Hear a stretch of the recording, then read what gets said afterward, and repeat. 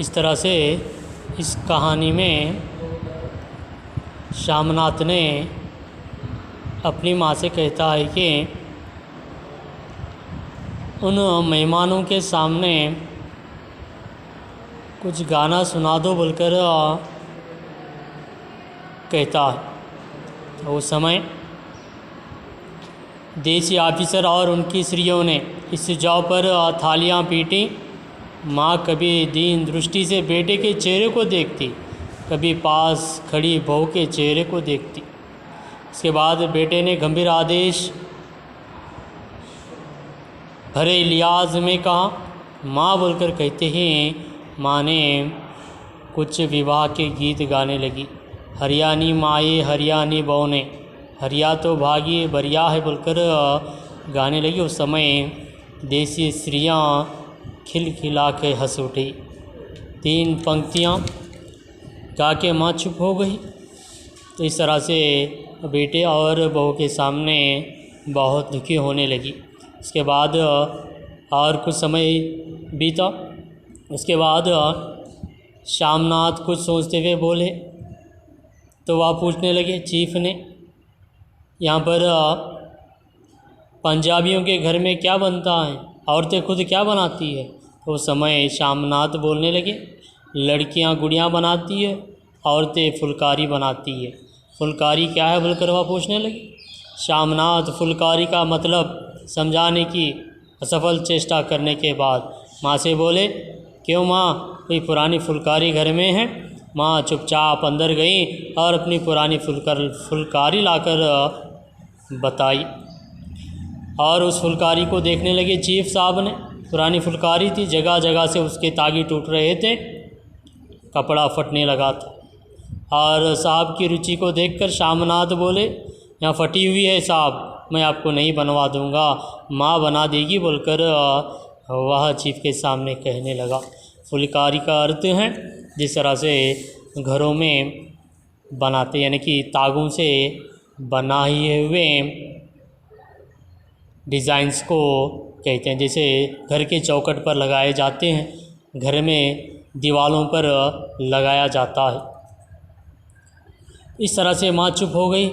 फिर डरते डरते धीरे से बोली, अब मेरी नज़र कहाँ है बेटा, बूढ़ी आँखों को क्या दिखेगी बोलकर वह कहने लगी। उसके बाद बेटा और माँ के बीच में संबोधन होता है। होने के बाद और अपने कमरे में चले जाती है। जाकर रात भर रोते रोते रात को काट देती है। लेकिन उसी रात में बेटा जाता है, वो अम्मी तुमने आज रंग ला दिया मेरे पार्टी में बोलकर कहता है। साहब तुमसे इतना खुश हुए कि क्या कहूँ, वो अम्मी बोलकर कहता है। और माँ की छोटी सी जो दुख सिमट कर बेटे के आलिंगन में छिप गई। माँ की आँखों से फिर आंसू आ गए। उन्होंने पहुँचते हुए बोली, बेटा तुम मुझे हरिद्वार भेज दो, मैं कब से कह रही हूँ बोलकर माँ कहने लगी। तो उस समय वह माँ दुख होकर कहने लगी कि मैं हरिद्वार मुझे भेज दो बोलकर। लेकिन बेटे की सोच देखिए, तुम चले जाओगी तो फुलकारी कौन बनाएगा, इसको केवल फुलकारी के पीछे लगा हुआ है। माँ के दुख को, दर्द को नहीं समझ पा रहा है। साहब से तुम्हारे सामने फुलकारी देने का मैंने यानी कि इकरार किया है, यानी कि वादा किया है बोलकर बेटा कहने लगा। तो माँ तो कहने लगी, मेरे आंखें तो नहीं दिखते हैं और कहीं ख़रीद कर लाकर दे दो बोलकर कहता है। लेकिन जब वह बेटा कहने लगा, मुझे धोखा दे के यूँ चली जाओगी, मेरा बनता काम बिगाड़ोगी, जानती नहीं साहब खुश होगा तो मेरी तरक्की मिलेगी बोलकर मिस्टर श्यामनाथ ने माँ को कहने लगा। तो उस समय माँ देखिए, बहुत दुखी होने के बावजूद भी बेटे की तरक्की के लिए, तो तेरी तरक्की होगी बेटा, तरक्की यूं ही नहीं हो जाएगी माँ, साहब को खुश कर रखूँगा, खुश करूँगा तो कुछ करेगा, वरना उसकी खिदमत करने वाले बहुत सारे लोग हैं बोलकर माँ को कहने लगा। तो मैं बना दूँगी बेटा बोलकर फिर से माँ बेटे के और प्यार आने लगा और उसकी तरक्की के लिए वो कल्पना करने लगी। इस तरह का माँ का प्यार होता है बोलकर हमें इस कहानी में बताया जा रहा है। जैसे बन पड़ेगी वैसा बना दूंगी बेटा बोलकर माँ कहने लगी। और माँ दिली दिल में फिर बेटे के उज्जवल भविष्य के लिए, यानी कि उसकी तरक्की के लिए, भविष्य के लिए कामनाएं करने लगी। और मिस्टर श्यामनाथ अब सो जाओ माँ कहते हुए वह फिर तनिक लड़खड़ाते हुए अपने कमरे की ओर घूम गया। इस तरह से माँ को जब सो जाओ माँ बोलकर अपने कमरे में जाकर सो गया है।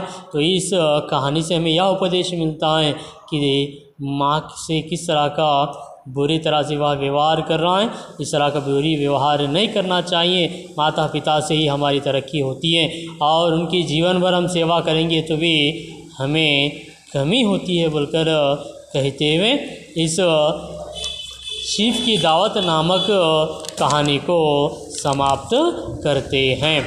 हमें भी अपने जीवन में अपने माता पिता, अपने परिवार, अपने समाज के साथ हम सेवा भाव रहना है, ना कि अपनी तरक्की के लिए दूसरों की दुख को नहीं देना चाहिए बोलकर हमें इस कहानी के द्वारा उपदेश मिलता है।